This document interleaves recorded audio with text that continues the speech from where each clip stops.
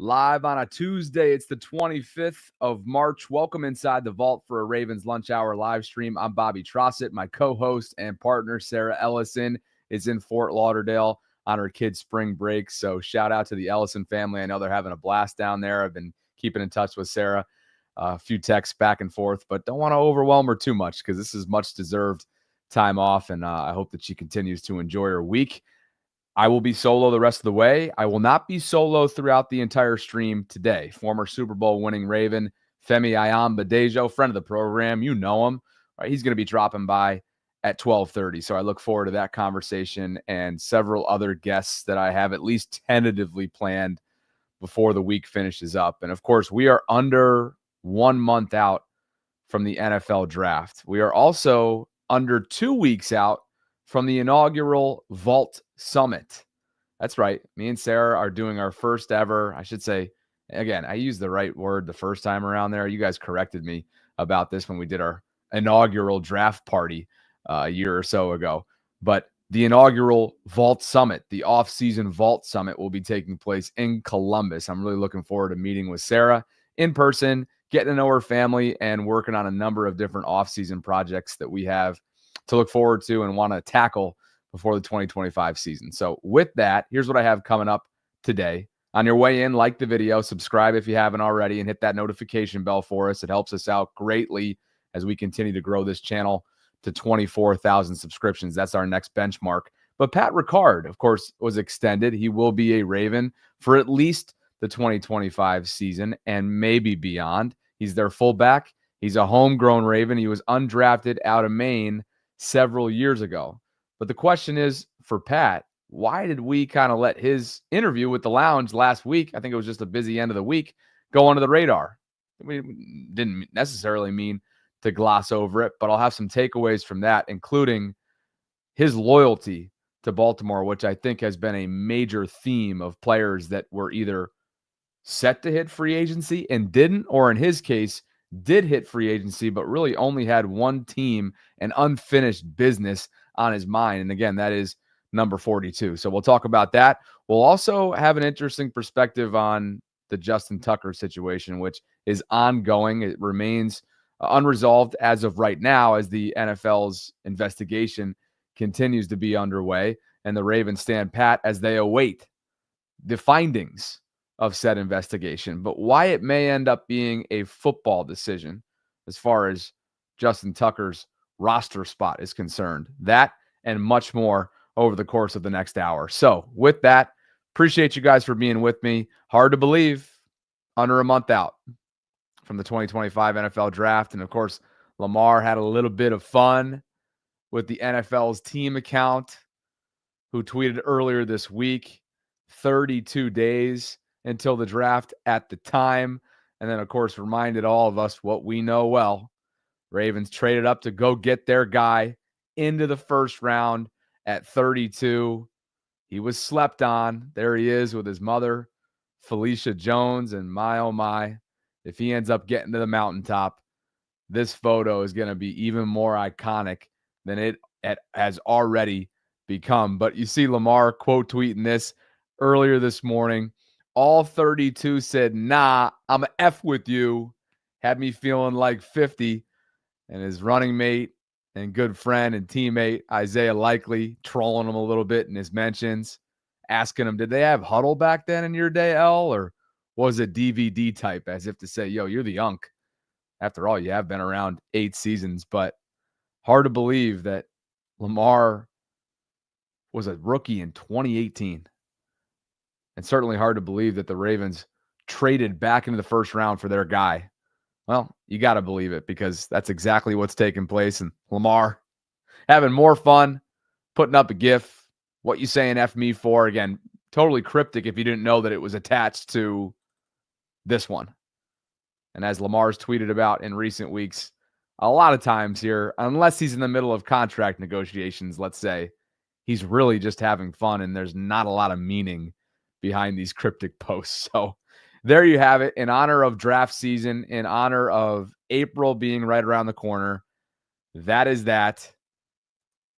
And of course, the Ravens are set to pick at 27th overall come April 24th. Sarah and I are looking forward to our coverage that night. It'll be wall to wall all weekend long, and I look forward to that. I also look forward to continuing to watch 42 be in Baltimore's backfield, and that is Pat Ricard, who's back for another season after being extended within the last couple weeks. Again, an undrafted rookie, a former undrafted rookie out of Maine, who was brought in to essentially give depth to the defensive line. Well, then he found himself in fullback meetings. He found himself getting an opportunity, and the rest is history, as they say. He caught up with the guys on the lounge, the Ravens official team podcast, and had a number of things to say. I have 3 takeaways from it, and I want to begin with something that's been a theme of this offseason, whether it be guys that were, again, potentially set to hit free agency in Ronnie Stanley's case, whether it was somebody like DeAndre Hopkins, who knows why he's signing in Baltimore. It was not a lucrative deal, but he is here to chase a championship, an elusive Lombardi trophy. And so what I mean by this is the offseason theme has been unfinished business, but also an understanding and almost this desire to run it back as closely as you possibly can the way this roster has been constructed, and the nucleus, right, the core of this roster continues to be together, continues to be intact. And so whether it was Ronnie talking about that, whether it was past comments from Tylen, you name it, there has been a general belief and almost a universal belief that the time is now, but the window is absolutely temporary, and you have to strike when the iron's hot. Here is Pat Ricard talking about the process, free agency, and ultimately his loyalty to the team that took a chance on him, signing him to that undrafted contract several years back. It was kind of like, okay, let's see if the team wants me back first and foremost, because I know I want to be back. So it's like, it's a business at the end of the day. Maybe they don't want the position anymore. Maybe they think I'm too old. Maybe they think I didn't play very well. All those things, but it was kind of like, okay, if they want me back, then I'm going to. I personally want to come back. I felt like the only way I wasn't coming back if there was just an offer from a team that was just way too good to pass up on, that just didn't make sense for me to say no to. But it's still, I think it would have to be some, at this point, I think, ridiculous offer, just because I love it here. I've been here. Like, I feel like Baltimore is one of the best fits for me, just in terms of what I do, how I'm used. But yeah, I don't know. It's one of those things where, like, it would have taken a lot for me to leave. I just felt like the right decision was to come back and not even really fully explore those options, because, I signed 2 days into free agency. Right. In my position, it's, I'm not a top priority for teams. It's going to be one of those things where it takes a little bit of time to see. So, like, I could have gambled and said, I don't want to play for the Ravens anymore. Let's see what other teams are going to want to give me, or what's out there for me, just whatever it may be. So it was just kind of one of those things where I just felt like, the right decision is to stay. Not even fully explore those options. Did you guys catch that? That sounds eerily similar to what we heard from Ronnie Stanley during his first press conference after his extension just within the last week or two. So that's what I mean by this off-season theme, this importance of knowing that this is a temporary window. They're mostly intact at their core. The nucleus is there. It's concrete. And the mission is simple. Executing the mission is a different story. But there is several players that come to mind that have been a part of this run, that have experienced the heartbreak, that have experienced the highest of highs, right? That have experienced the lowest of lows.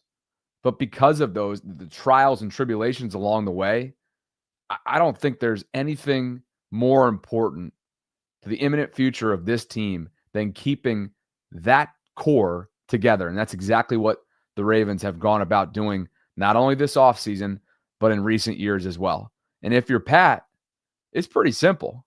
You're playing alongside 2 future Hall of Famers in Derek and Lamar. So to him, in a lot of ways, it was simple. Yeah, like, It's just like we've been in the playoffs so many years as I've been here, so many cracks at it, where I just feel like the more we get to that spot, like the better odds we are to go all the way and win the whole thing. And like, I just felt like I would have been the dumbest player on this planet if I were to leave Lamar Jackson and Derrick Henry and the weapons that we have and the coaches that we have, to where it's like, why wouldn't I want to play with these guys? You know, it's so like, yeah, it's very exciting, especially the success we had last year. We're only going to build on it and get better, and I'm just excited to, you know, play with these guys. The 300-pound fullback is coming back, and that means so much to a now 31-year-old Derrick Henry.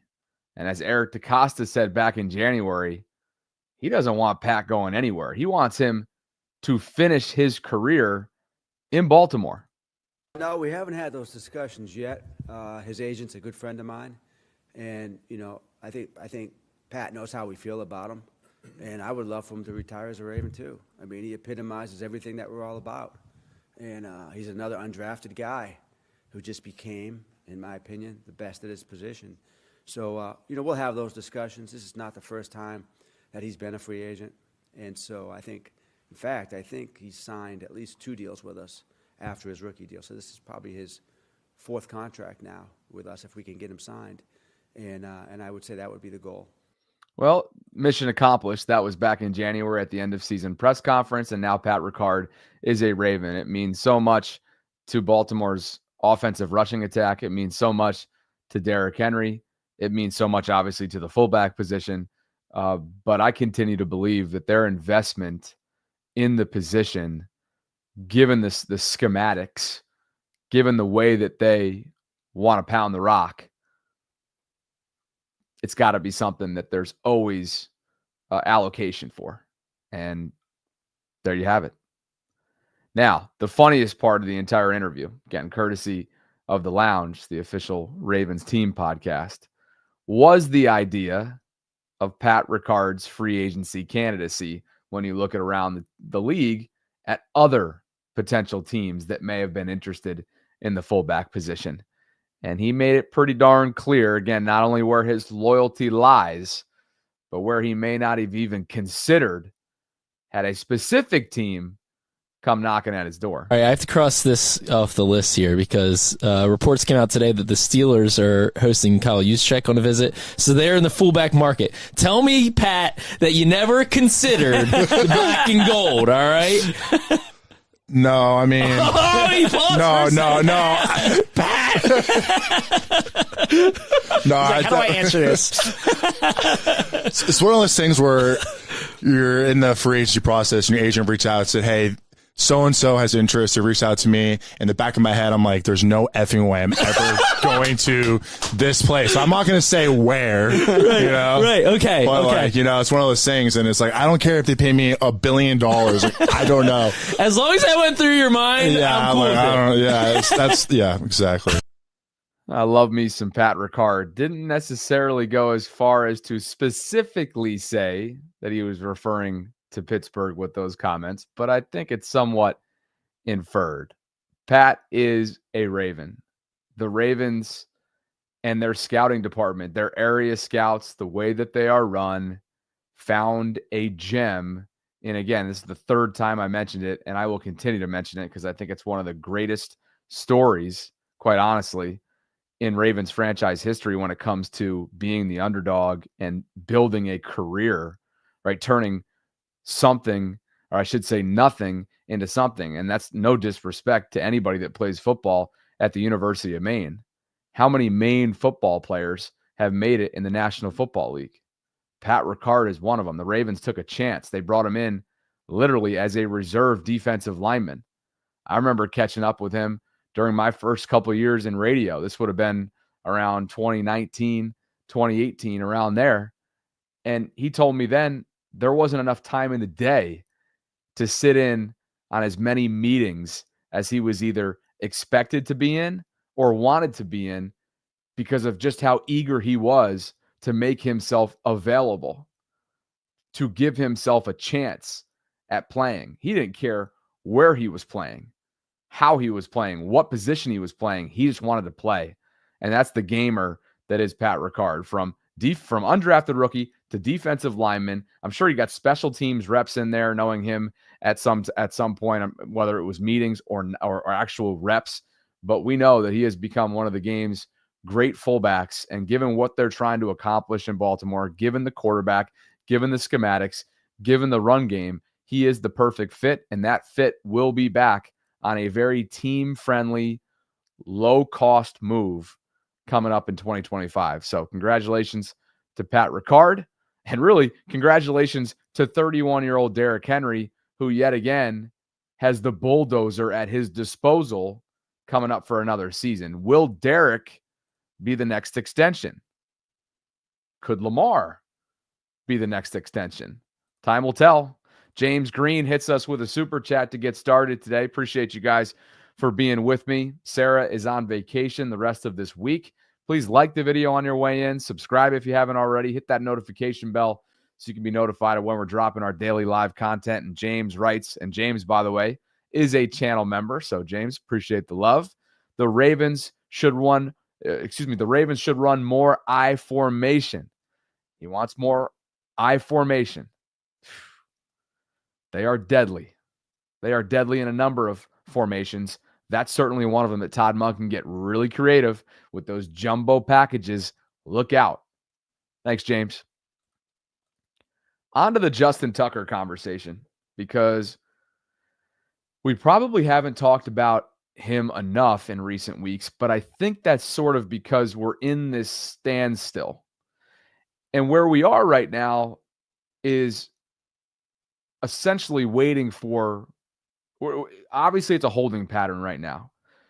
The Ravens have made it clear, without actually coming out and saying it, that, and along the lines, this is what they were saying when John and Eric addressed the media last month in Indianapolis.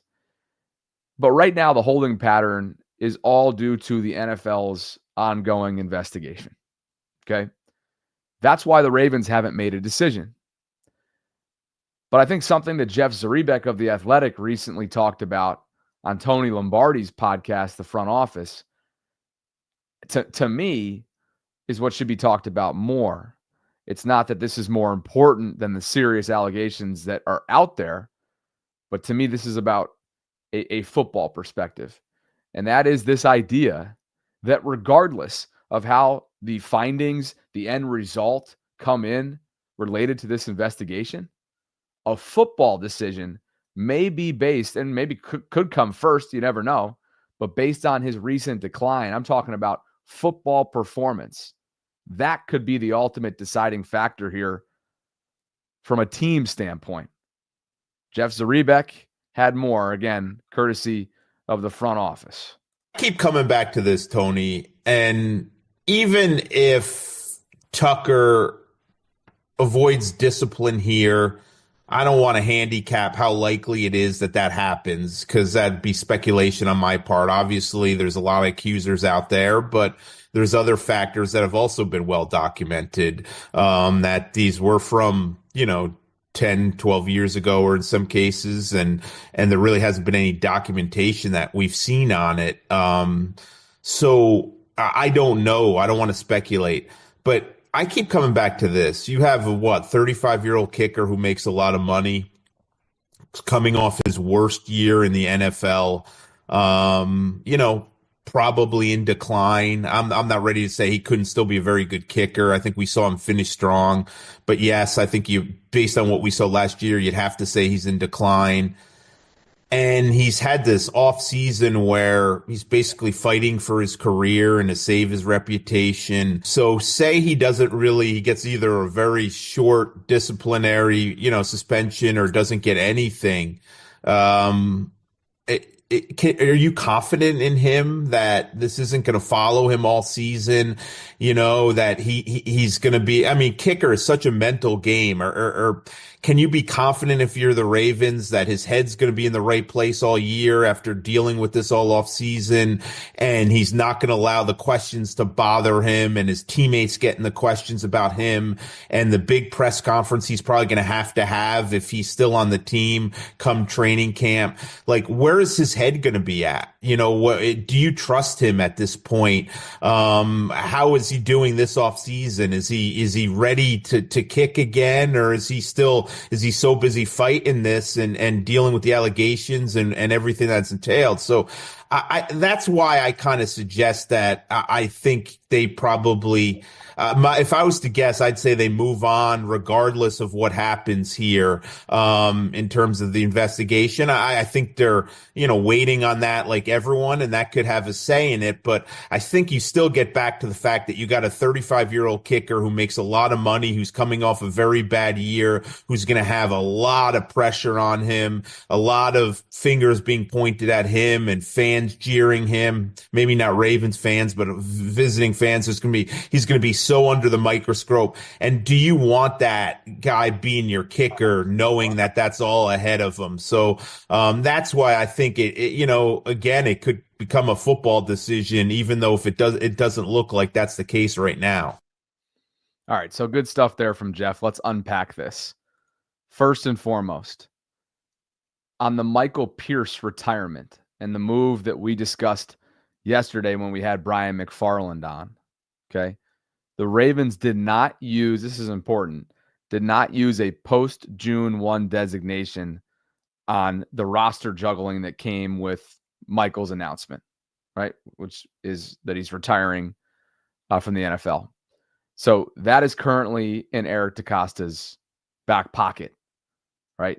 As all of this hopefully comes to a head at some point in the near future. So another important note here is Justin's $4.2 million salary for 2025. That is guaranteed once the season begins. So obviously you hope that this is more than wrapped up come September.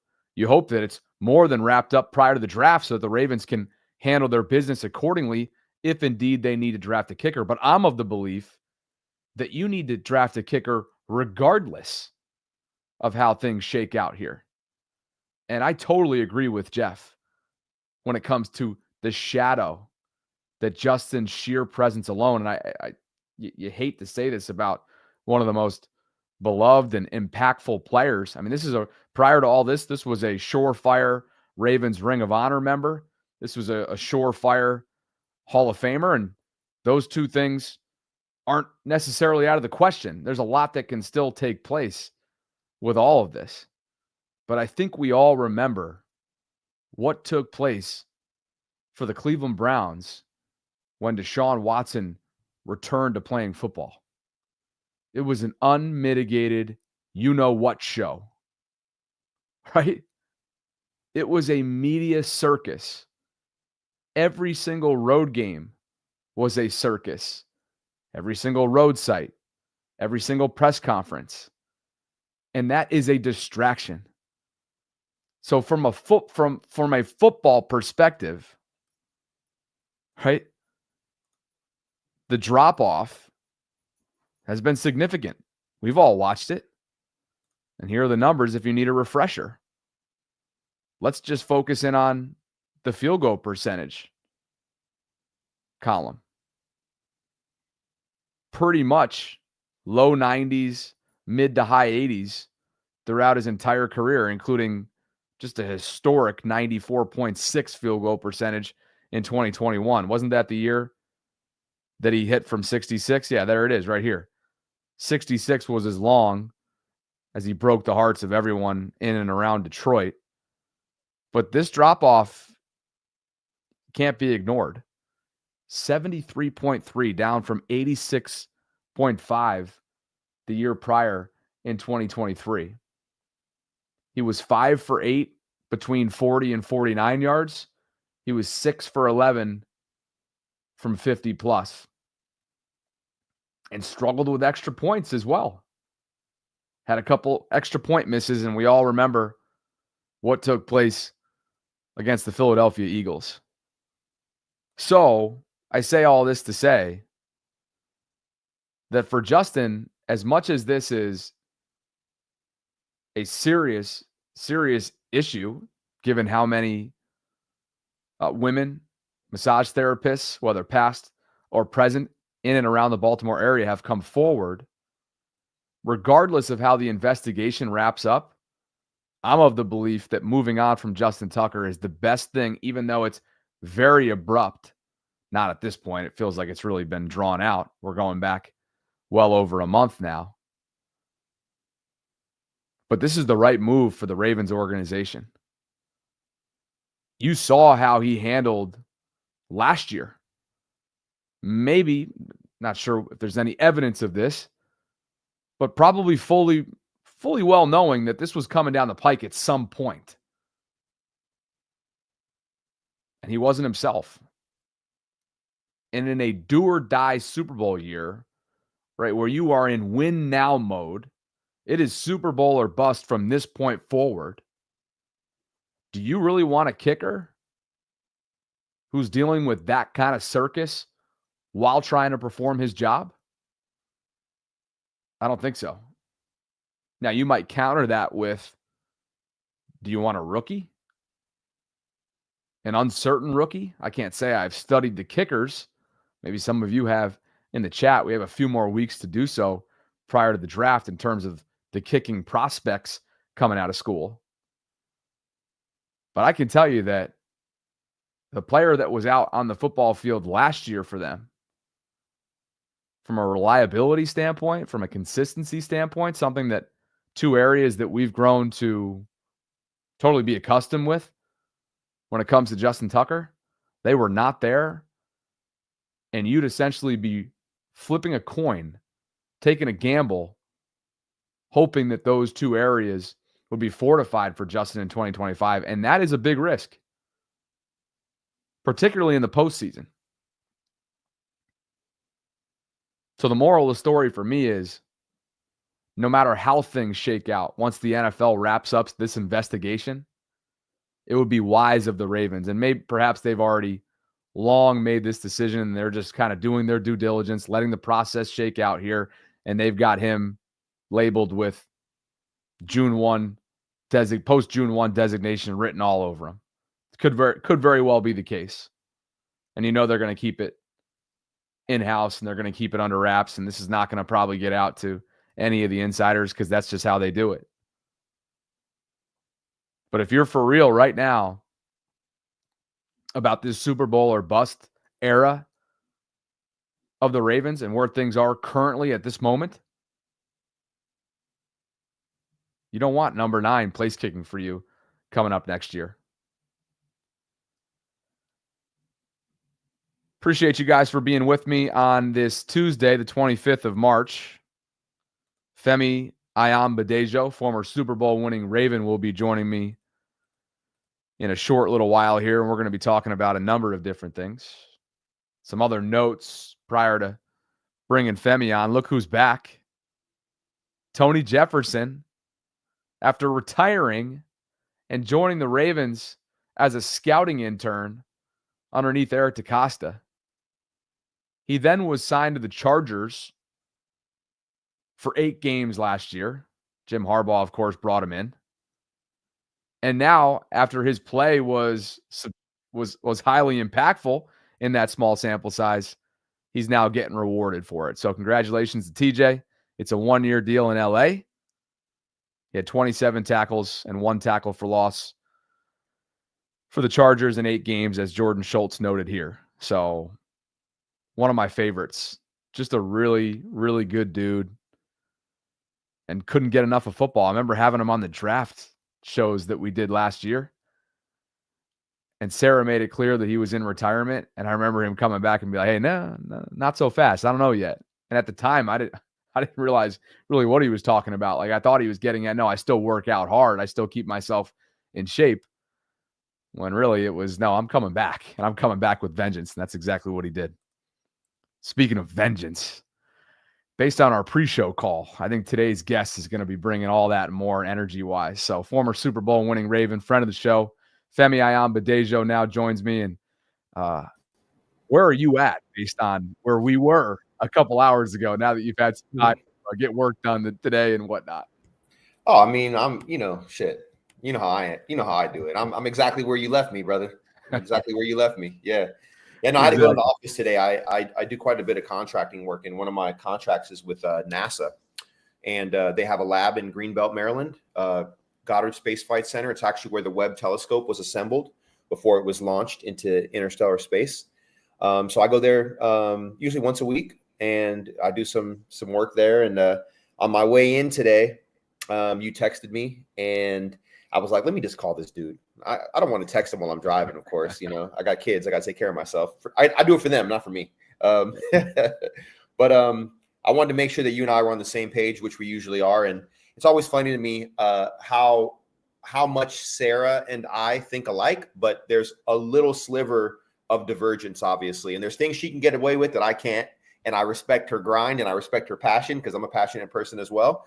And you guys just have such a great yin and yang. And I also think that you and I have a pretty nice yin and yang. So we got into that a little bit today while I was driving into the office. And it was fun to catch up with you before the call today. Yeah, we sure did. She's going to be kicking herself on spring break with her kids that she can't make this segment. But there'll be more as we approach the draft. And because we haven't spoken with you in, probably well over a month now at this point, I did want to start the show by getting your thoughts on maybe not the biggest signing of the offseason, because I think that's Ronnie Stanley, just based on his importance to the team and obviously the protection of their franchise quarterback, but certainly something that moved the needle headline-wise, and that is DeAndre Hopkins coming to Baltimore. And as you see here, and as I'm sure you've already combed through, the main theme of this offseason has been void years, which reflects where Eric DeCosta's cap situation is, and it's limited. They are tight, but this is a low-risk, perhaps medium to high-level reward acquisition. So D-Hop's coming in. It's 1 year, $5 million base value, chance to get up to 6, I believe, if I'm not mistaken. There are 4 void years for the cap. And yeah, there it is right there. The $1 million of incentives potentially getting up to 6. And Fem, obviously, this is a direct replacement for Nelson Aguilar, who has served as wide receiver 3 over the last couple of years. He's not expected to be back. And so when you think about it with that alone, expectations-wise, a total no-brainer. Your thoughts on the move? No, I thought it was a great move. It's in the vein of Anquan Bolden. It's obviously in the vein of Nelson Aguilar. I mean, I think Anquan obviously had a lot more left in the tank than people assumed when he was acquired. So it might not be an apples to apples comparison, but maybe D-Hop will come here and he'll have an Anquan-like effect. Obviously, this offense doesn't need him to be Anquan Bolden, but he could still make those big plays on third down. I remember there was a stretch where every third down, it was Anquan or Dennis Pitta. I mean, basically, right? And for a stretch there, I think it was a lot more Anquan than Dennis. And don't tell Dennis that, because that's my boy, that's my guy. We do a podcast together every Monday during the season. But I'm really going into the Wayback Machine, recalling those games. Obviously, my brother Brendan being on that team, I watched every single game, and I stand on this. The best football game I've ever seen as a fan was the Mile High Miracle in Denver, double overtime, Ravens winning that game. The best football game I've ever seen from start to end. I stand on that, hands down, no question. Anquan obviously being a part of that team. Anquan throwing the block in San Diego versus the Chargers, 4th and 29, Ray Rice conversion. Anquan Bolden involved in that as well. People may not remember that. I was actually on the sideline for that game in San Diego. I moved back to Baltimore from San Diego. So I think of a lot of things that Anquan did where he was in his career at that time. I think D-Hop's a little older than Anquan was when he made that when the Niners made that trade to Baltimore. I think you might have to go back and look. Maybe somebody can put that in the chat. Maybe you already know it. But I think that when guys get around Lamar, which really pissed me off last year when people were holding the talent around Lamar as a negative in regard to his MVP bid, Lamar raises ships. You know what I mean? He raises everybody. And I think he's going to raise up D-Hop. And I think D-Hop could have a bit of a resurgence. And don't be shocked if he has, 45 catches, 650 yards and 5 or 6 touchdowns. Don't be shocked if D-Hop does that. I think it's possible. I don't want that to happen as a result of an injury. I just want it to be part of his contribution and production with all the other pieces around. That's the beauty of the situation, right? They already have 1 and 2 solidified. And if DeAndre can push 1 and 2, meaning Zay and Bate, if DeAndre can be that weapon in the red zone, right? That savvy contested catch guy, not sure he's going to be creating a bunch of separation at this point in his career. But if he can be that guy and obviously bring on top of that, which is gravy, what Odell brought to the room, which is otherwise young and an experienced group, right? That veteran savvy. I think that's probably what the Ravens signed up for here. But in terms of usage, formation-wise, schematically-wise, how do you see Todd Monken using D-Hop at this point in his career?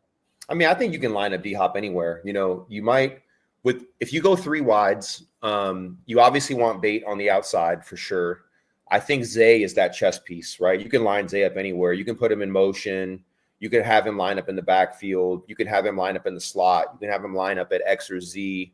He could be a joker, you know, just depends. And I think D-Hop can run those, you know, if you take out a tight end and you put D-Hop in, then maybe you put him in the slot and you let him work the middle of the field. He's a savvy route runner. He knows how to read defenses.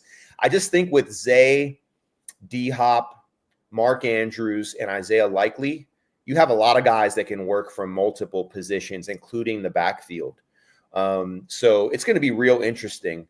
I think that as part of like my prep for this, one of the things that I thought about that I thought would be real interesting, how many teams are ready to line up and play a game? The Ravens are one of them. I think the other team that's ready to line up and play a game right now is Detroit. Right now, when I really think hard, I think the Ravens and the Detroit Lions are the most prepared teams going into the draft to line up and play a game.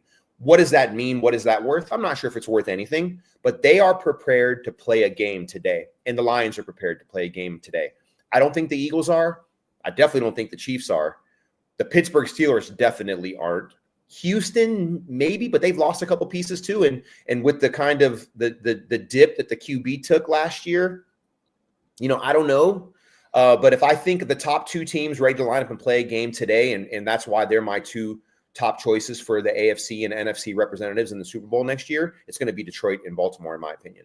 All right, perfect segue, because nobody's lining up right now, as you know. And so the team it's a fun game to play, though. It's a fun game to play.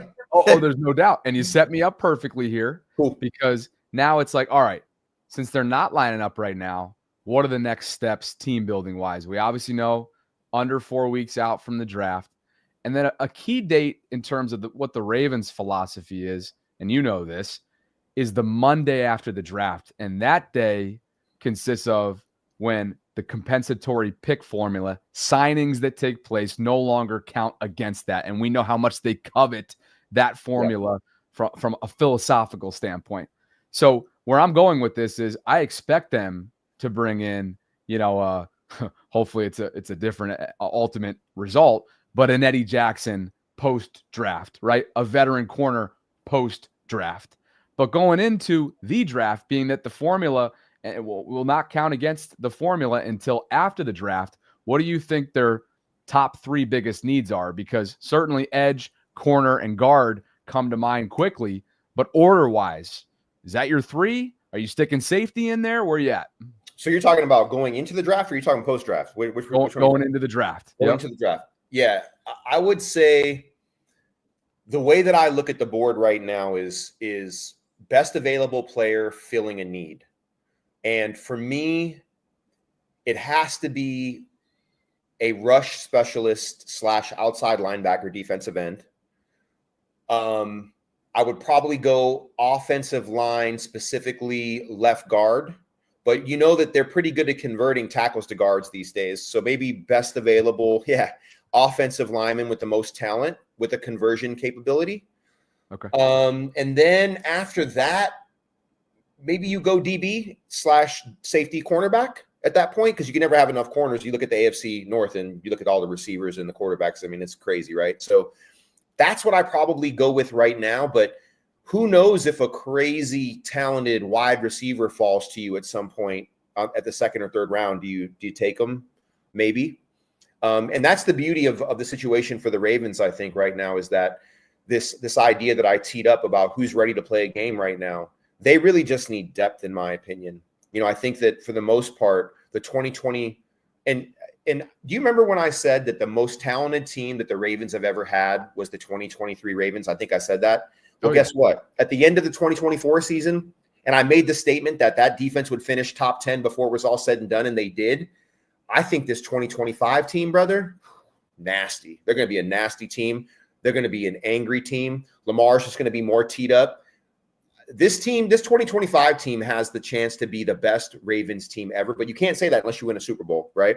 So it's really hard for me to just say, like, you know, it's the top three. These are the top three positions. It's definitely going to be, you know, rush end, outside linebacker,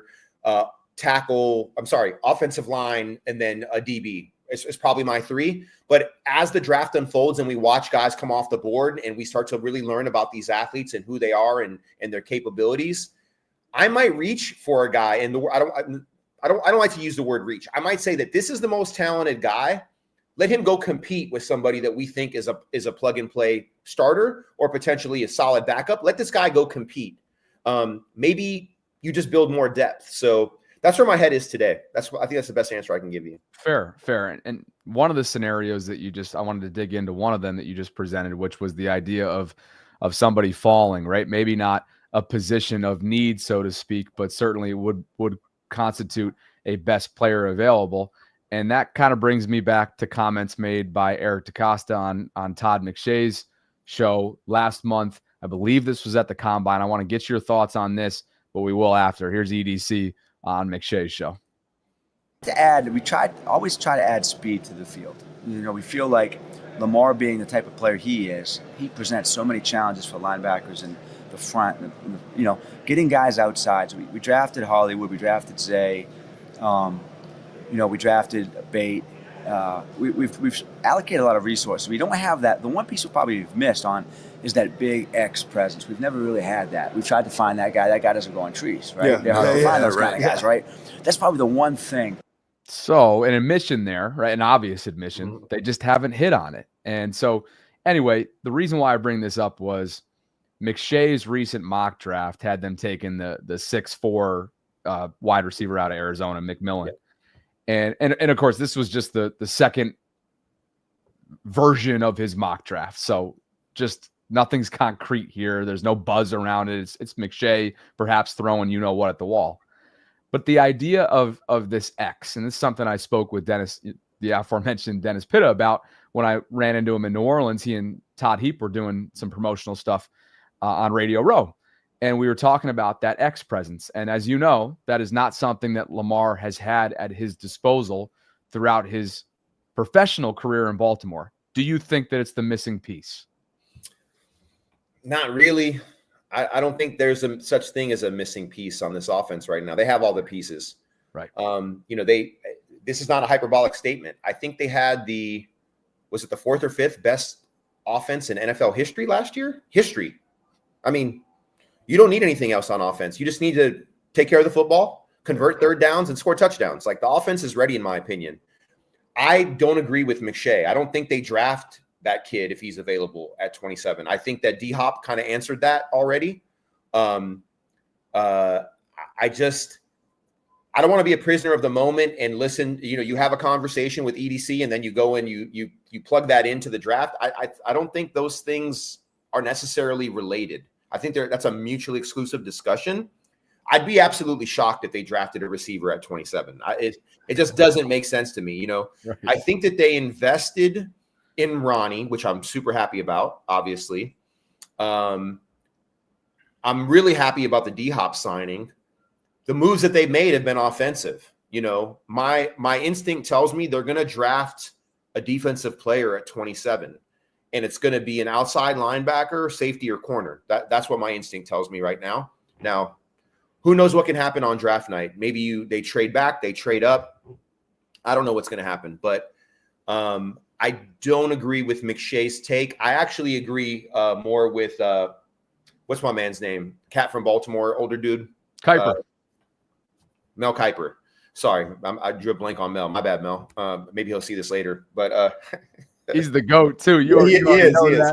Of all the people that I would forget the name of. Yeah, Mel Kiper drafted the safety out of Georgia, I think. Oh, Starks. Malachi Starks. Yeah, that was the person that he projected in that, I believe, in his last draft I watched was last night. I think that was his third mock draft. That makes more sense to me. But I don't even know if that makes sense. I like the safety guys that they have right now. I like the starting safeties that they have as is right now. I like Ardarius. I think that kid earned his right to keep his position. And as you can see, as I'm talking to you, I'm almost putting myself in an outside linebacker, defensive end at that 27. The best guy available almost, probably ends up being drafted at 27. Here's Ardarius right here. And I'm glad you mentioned it because I do have a slide here from Jeff earlier this month. And Sarah and I were both on record for saying that while absolutely Ardarius is a key piece to this puzzle, a former undrafted rookie, plays with his heart on his sleeve, a couple of those hit stick plays, right, that come to mind. Joe Mixon right before the goal line on Christmas Day, Freiermuth against Russell Pittsburgh Wilson. at one. Oh, I forgot about the Russ. Thank you for that one. That was probably the play of the year, maybe. It was on Russ Wilson from a defensive perspective.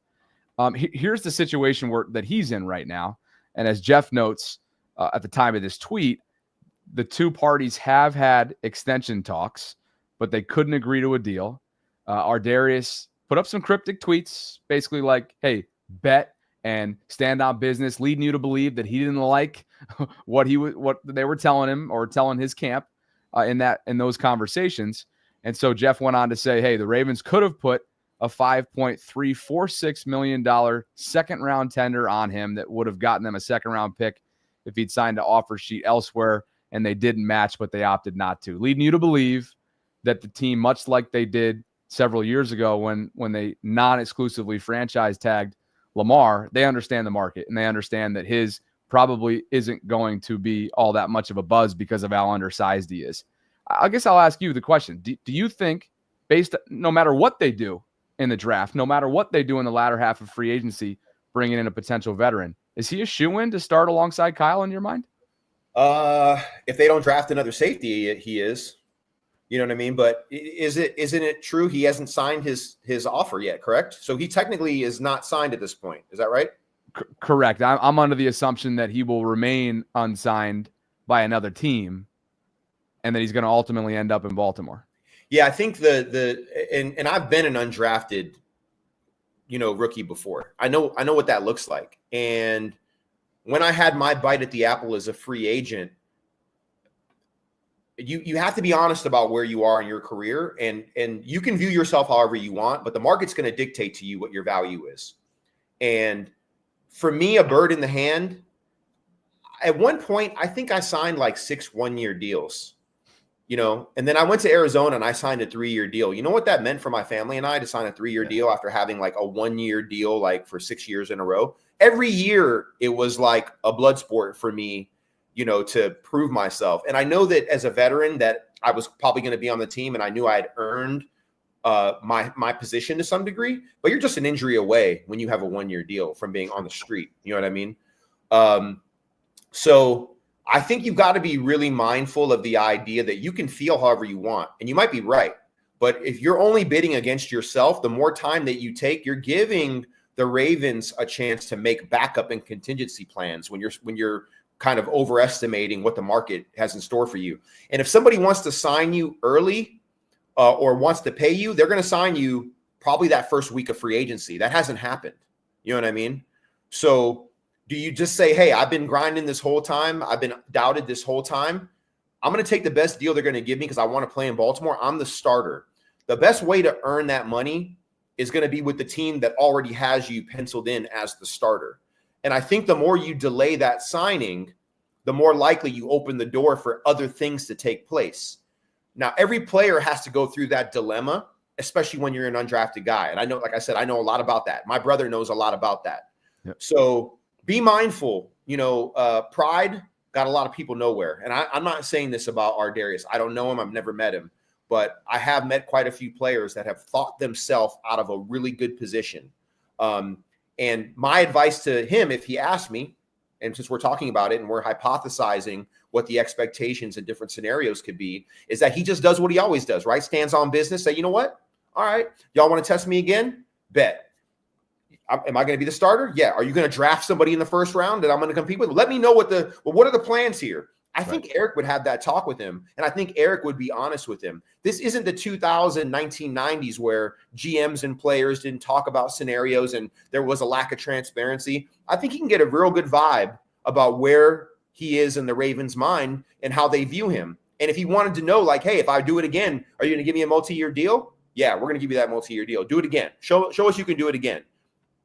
And you could totally see from a team perspective why that would be the wise decision, right? Because I do.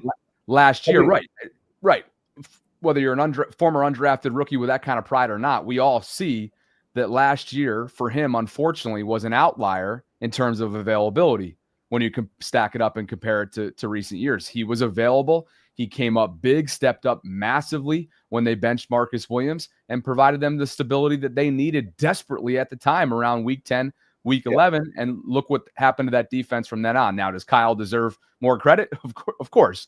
But Ardarius was just as much of a mainstay. Man, he made some plays, man, that like he doesn't make those plays. I don't know if we end up in the same. I don't know if we win the AFC North. You know what I mean? Yeah. That's just real talk. That's not hyperbole. That's not just me, really appreciating a guy's ability. It's the truth.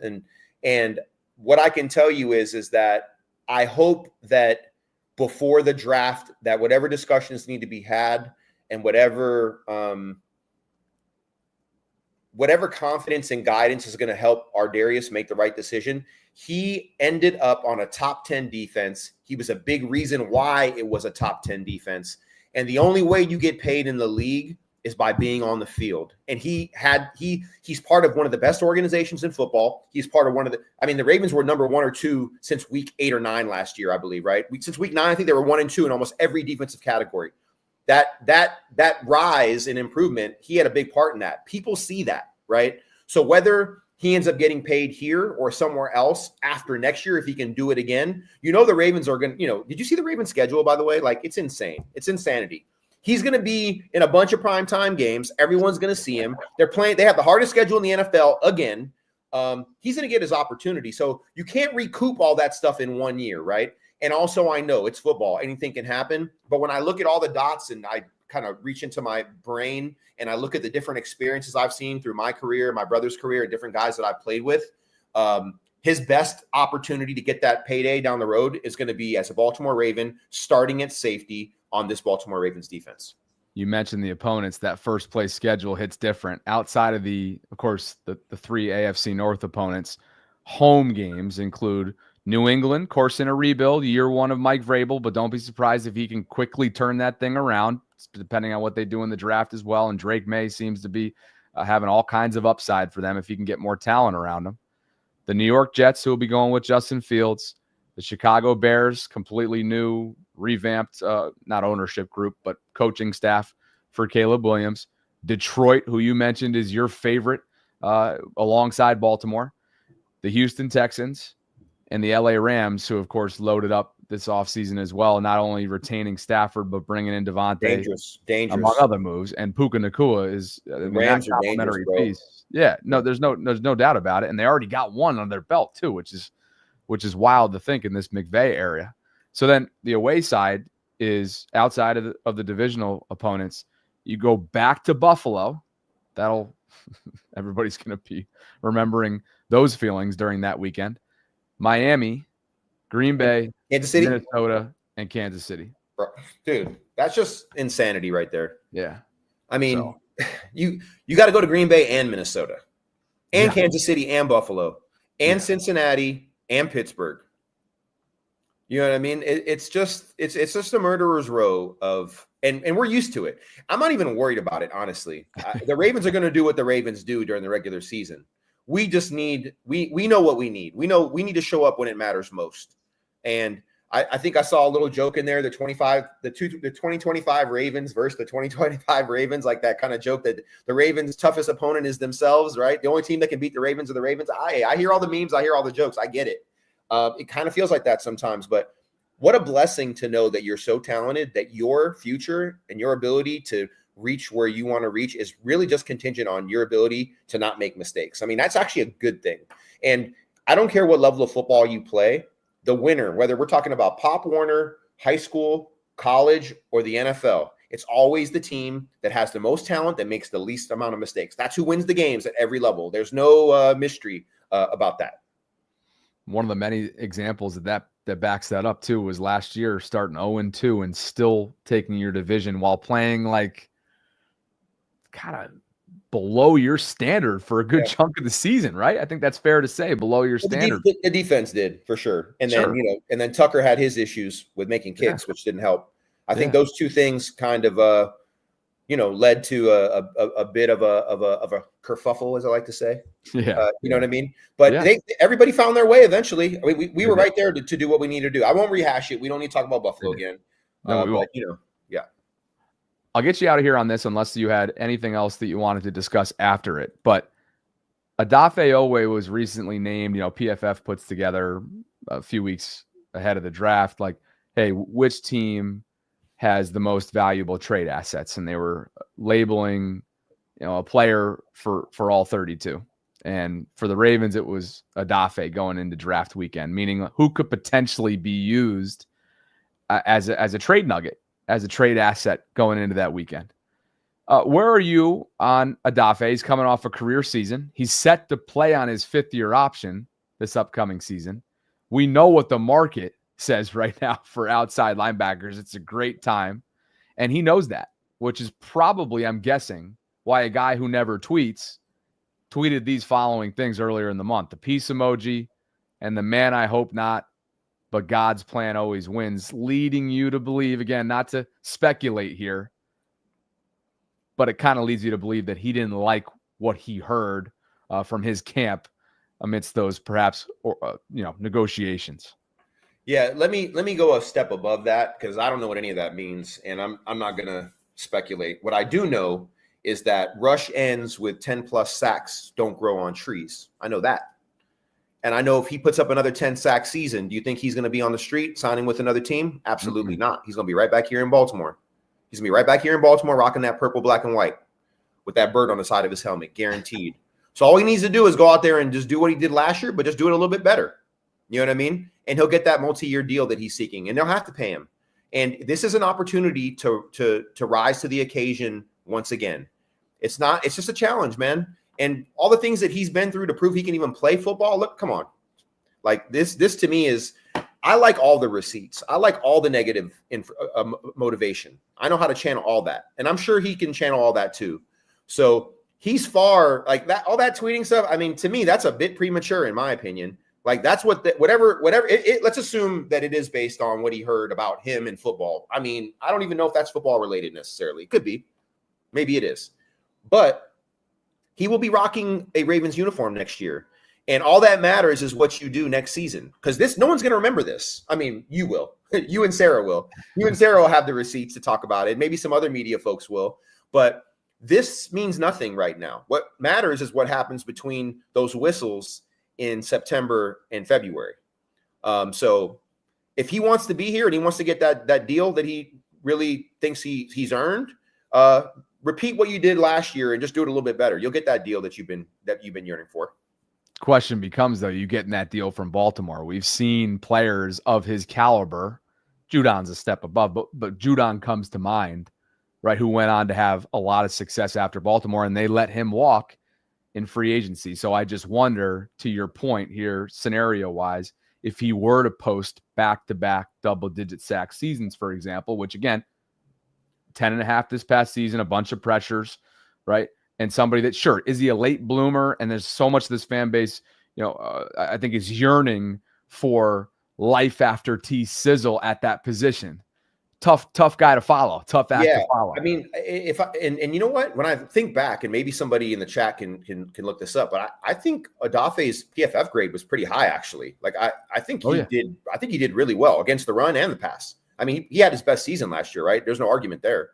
If memory serves, it was high 70s, low 80s, somewhere around there, which is fantastic. People that know PFF, that's a high grade. And if you want to get a benchmark, my guess is he was probably top 10, top 15 at his position is what I'm going to – I have PFF. I'm not going to open it up now. No reason to do all that. To be honest, I don't even know where my phone is. But that's a problem. Do you mind if I pivot to one other thing before we drop? Absolutely. One of the things that you and I discussed, I really want to get into this Mark Andrews, Isaiah Likely, And this isn't even about Isaiah. Like Isaiah is Isaiah. I actually don't even want to compare them. They play the same position. Like this is not a binary zero-sum thing. Like what Isaiah does is what Isaiah does. He's one of 5 skill positions on the field. Mark is one of 5 skill positions on the field. And one of the things that I think Sarah and I got into that we disagreed on was the value of Mark Andrews. And remember, I have a telescope and a microscope. I don't get caught up in either one of those lenses. I look at both simultaneously, and I let a man's an athlete's career arc dictate that athlete's value. No one's last play or last game for me is indicative of their value going forward. It's just not the way that you look at things. And I don't get emotional about it. I'm passionate about it, but I'm not emotional about it. And I'm not a prisoner of the moment, right? And I think Sarah was a prisoner of the moment in regard to her analysis of Mark Andrews. And I told her this isn't something she didn't hear. She's going to watch this and she's probably going to be like, oh, I'm going to get Femi's ass back on that pod. We about to get into it again. She knows exactly where you. Yeah. And like I said, her and I agree on most things, right? So it has come up that Mark Andrews could be a trade piece during the draft, right? But if he is back in Baltimore, no offensive coordinator, and I want to be real clear about this, no offensive coordinator and no quarterback is going to be drawing up plays thinking about what happened in Buffalo last year. Trust me. Nobody's doing that. So anyone that thinks that's the way that the game is played or that's the way that coaches call plays, you're absolutely delusional. That's not how it works. You put the best 5 guys out there, you call your personnel group out, and you run the plays that you've practiced.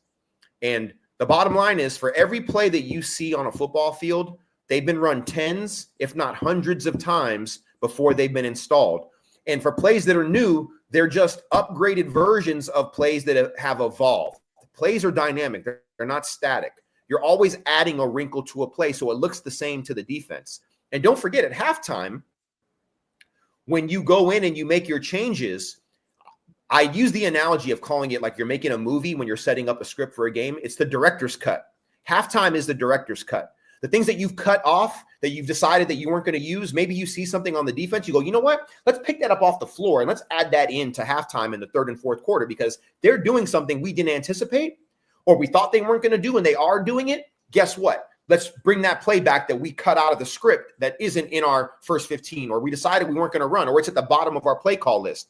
And if Mark Andrews is on that play call, guess whose number's getting dialed up? Mark Andrews. Yep, it's happening. And it should be happening. This dude is a borderline Hall of Famer, definitely Ring of Honor Baltimore Raven. No hands down. Go look at his statistics compared to guys that are in the Hall of Fame. And Mark Andrews is going into his, 8th year? He's 29 years old, right? 28 years old? How old is he? He and Lamar were the same graduating class. But I think Andrews is older, though, right? By a year, I think. Yeah, so same class, though. So I believe they're both entering year 8.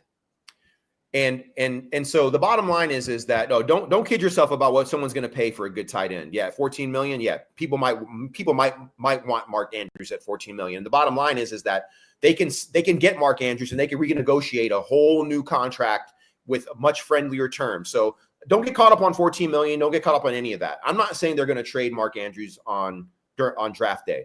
The point that I'm trying to make is that if he's on the team, nobody's looking away from Mark Andrews. Nobody's scared to give Mark Andrews the ball. And if anyone knows that guy, it's the guys on that team. It's Lamar Jackson.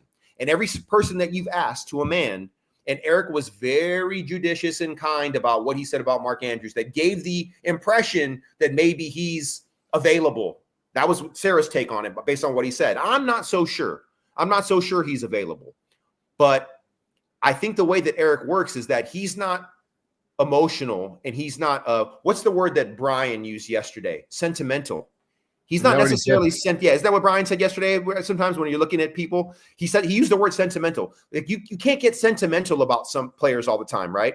So as a person constructing a team, if he keeps Mark Andrews and he's not sentimental because the right teams offered the Ravens the right trade value for him, I'm okay with that if it makes sense. I don't think it's going to happen, but if he's on the team, the point that I'm trying to make a long story short and a short story long, he is going to get the ball and he's going to be involved in this offense like he's always been. And I'm okay with that. I'm more than okay with that. I'm happy about that.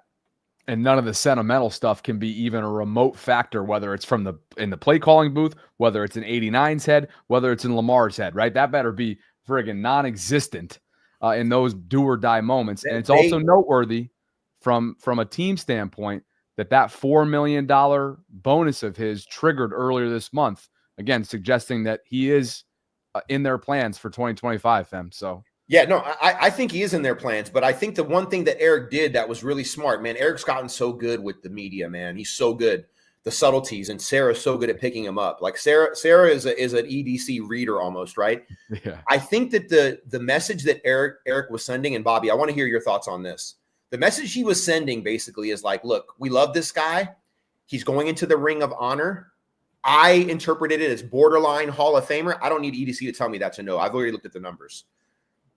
If you want him, come get him. Make me an offer I can't refuse. You know what I mean? I think that's the door that I think Eric left open. To me, it wasn't like yep, he's available. Yep, we don't want him. That's not the message. It's a more nuanced message. The nuanced message to me is like, we got Isaiah Likely.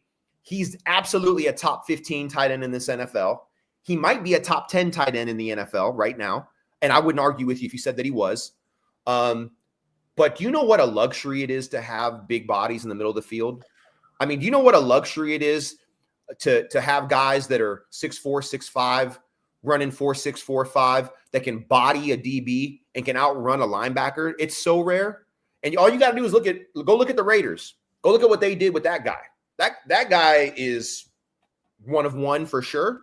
But those kind of bodies and that kind of talent, it's hard to find. So if you can keep both of them, you keep both of them. We already know what this offense is with both those guys. And I think that the number one thing you always want to do, whether it's a coach or an athlete, is let them learn from their mistakes. Give them a chance to redeem themselves. Give them a chance to show that they hear you, they feel you, and they want to perform for you. And the thing that I hate about this time period, and by the way, I love this time period of football. It's the best. But one of the things that I hate about what the media has done in regard to the news cycle is that we want everything right now. We're so impatient. And that's probably not a media thing. That's probably just the world that we live in today, right? It's just the nature of technology. We want all the things right now. You know, if we're patient, I think patient will be well served. And there's a statement in the stock market, right? Money moves from impatient hands to patient hands. Well, guess what? In the NFL, wins go from impatient hands to patient hands. And that goes for coaches and for players. So I'll stop pontificating right there, brother. But I just wanted to make sure that Sarah has a lot to fire back at me about when she sees this. I was going to say this time next week, post spring break, hopefully. If she's hitting me up about this in the next couple of days, I'm going to say, hey, get back to friggin' vacation. She works harder than, she's a mother of four, full-time podcaster. She's a savage. So hey, okay, last thing for sure. Last thing. So last Friday, we were talking about your dating stuff a little bit, right? Oh, yeah. And Sarah was reading the tea leaves about what I was saying. Dude, she's gotten so good about the non-football stuff. Maybe she was always good at it, but I love having or listening to her kind of, once again, interpret things and kind of pick up the subliminal messages. She got my subliminal really well. So kudos to Sarah on that. So, and what you're alluding to, for those that missed it from last Friday, was the Australian-based dating coach who reached out totally unprompted to us via email to give me some basically free advice, because oftentimes, as you've come to realize, post quick hits, we will sometimes, when I say we, I will share and sometimes overshare what's going on in my dating world. And then just remind me though, she was essentially saying, "Oh, you had said that I was thirsty." Wait, can you help me? I said, help rewind that. So what happened is that I was listening. I was walking to like an NCAA tournament, at a bar somewhere to meet up with some folks, and you guys were talking about the coach, and he said that, he was talking about what a great catch you are, right? But there's some things that he sees that are unforced errors. And to surmise it, my thought was that, man, yeah, Bobby's a little thirsty, and the way that you interpreted it was that if I was thirsty, I would just be doing anything with everyone who cares, right? Yes, but the way that I meant it and the way that Sarah got it, and I was very short and curt with my analysis, was that it's not that you will do anything, it's that you just want it so bad, right? Like and the way she phrased it was just perfect. And, without going down a rabbit hole, it was more just kind of the vulnerability and the honesty about what you want. And how sometimes, you got to be a lot more patient, probably. Like some of those things will come to you. And I won't share all our personal conversations here, but Sarah's interpretation of my intent was just spot on. And I look forward to hearing more about Bobby's dating escapades, and where it all leads. Well, I just love how I got 2 older siblings that I never had, is what you and Sarah have become. Yeah, basically. Right. So anyway, yeah, no, we love that we have that dialogue too, right? Like you and I have that easy dialogue. Sarah and I have grown to that comfort level of having dialogue outside of football, and I just really value that.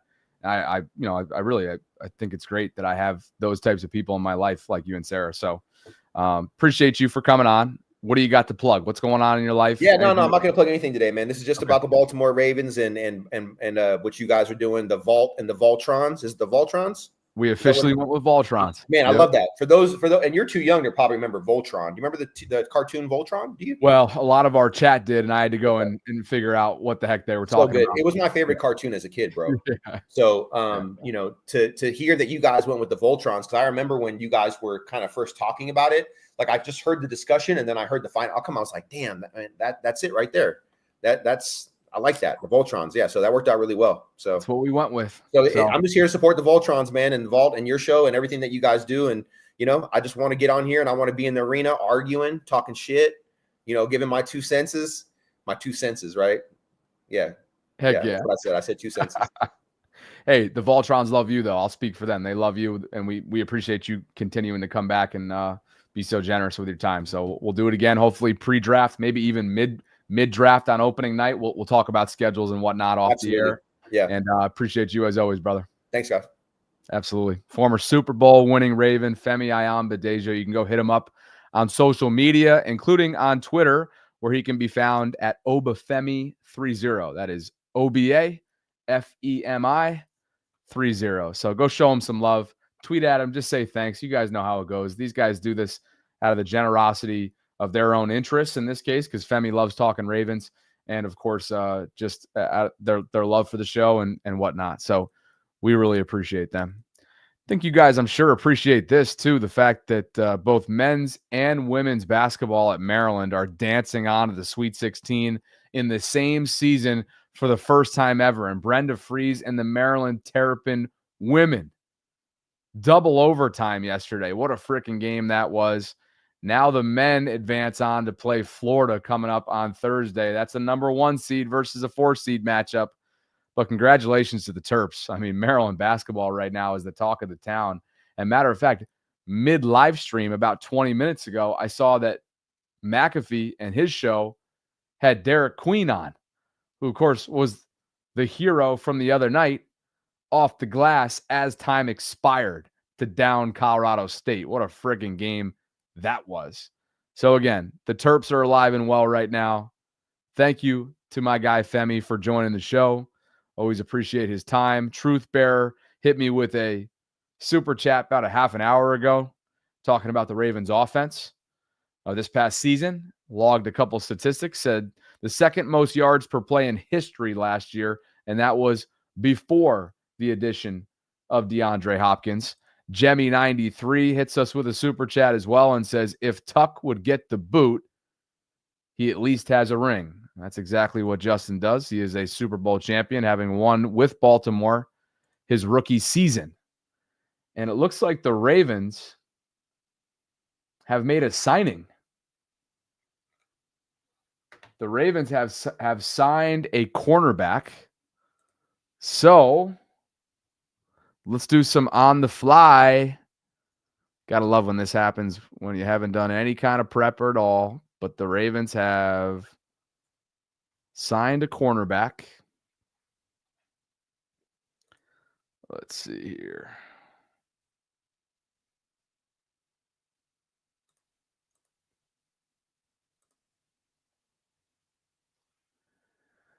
Okay, so former Titans corner Chidobe Awuzie is coming to the Ravens to be their next cornerback. They just made it official. So I got some studying up to do on the new veteran. But Awuzie on a 1-year contract is coming to Baltimore.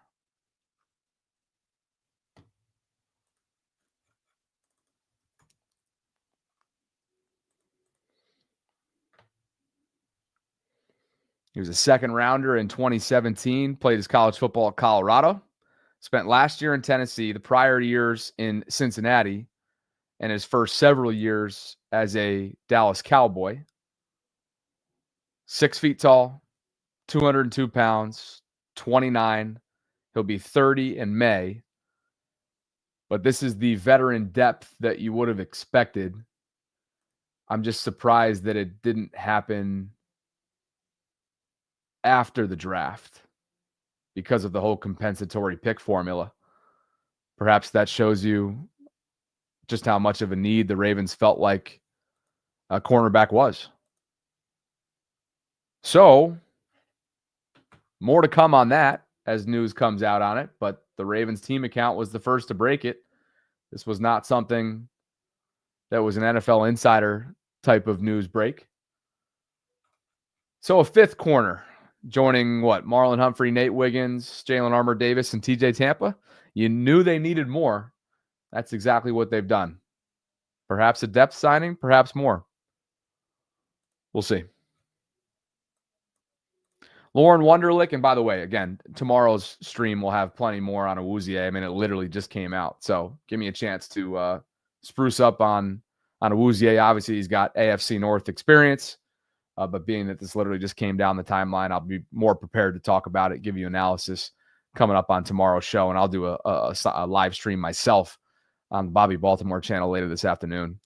But Lauren Wunderlich and Bill Justice, thank you both for believing in what we're building. We appreciate all the support that you give us as integral members, valued members of the Vault Patreon community. This is your monthly shout out. So thanks to Lauren, thanks to Bill. And if you guys are interested in doing the same, visit patreon.com/RavensVault podcast to learn more about what we're offering here inside the channel. Like the video on your way out if you could. Subscribe to the channel if you haven't already done so. Hit that notification bell so you can be notified of when we're dropping our daily live content. And please shoot a tweet, shoot a message to Femi of thanks and gratitude. It was awesome to have him back on the show. He always brings the fire, and that's exactly what he did today. I will catch up with you guys soon. For my co-host and partner, Sarah Ellison, who is on vacation the rest of this week, and our featured guest, Femi Ayanbadejo. I'm Bobby Trossett signing off from this Tuesday Ravens Lunch Hour live stream. We'll catch up with you tomorrow, if not before, under 23 hours from right now. And as always, thanks for joining us here inside the Vault. Catch up with you guys soon.